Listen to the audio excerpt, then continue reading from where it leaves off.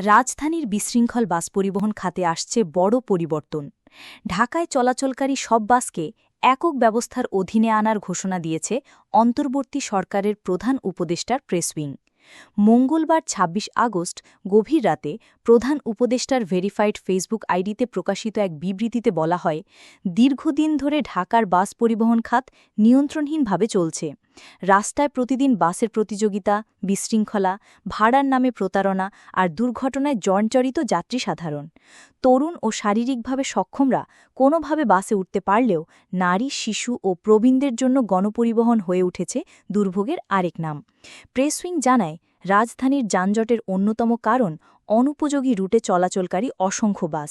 এই বিশৃঙ্খলার কারণে বছরে প্রায় ৩৭,০০০ কোটি টাকা অর্থনৈতিক ক্ষতি হচ্ছে। শুধু তাই নয়, প্রতিদিন নষ্ট হচ্ছে প্রায় ৩২ লাখ কর্মঘণ্টা। সরকারি ঘোষণায় বলা হয়, সব বাসকে নির্ধারিত রুট ও স্টপেজ মেনে চলতে বাধ্য করা হবে। কোম্পানিগুলোকে একক ব্যবস্থার আওতায় এনে রুট রেশনালাইজেশন কার্যকর করা হবে। এতে রুটে শৃঙ্খলা ফিরবে, পরিবহন হবে সুষ্ঠু, নিরাপদ ও যাত্রীবান্ধব। ভাড়ার নামে প্রতারণা কমে আসবে, ঠেলাঠেলি করে বাসে ওঠার সংস্কৃতি বন্ধ হবে।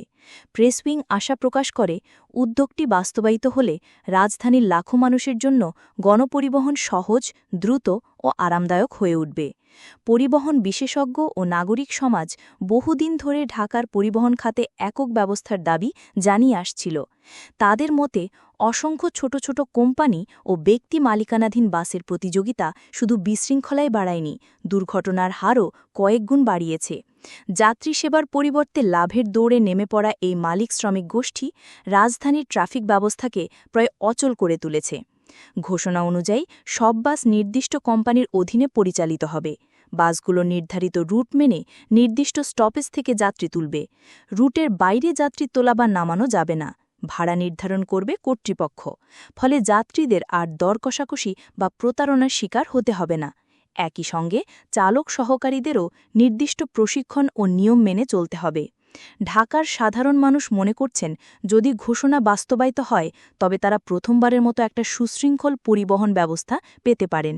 তবে অনেকে সংশয়ও প্রকাশ করেছেন, এমন উদ্যোগ অতীতে নেওয়া হলেও নানা স্বার্থান্বেষী গোষ্ঠীর চাপে তা বাস্তবায়িত হয়নি।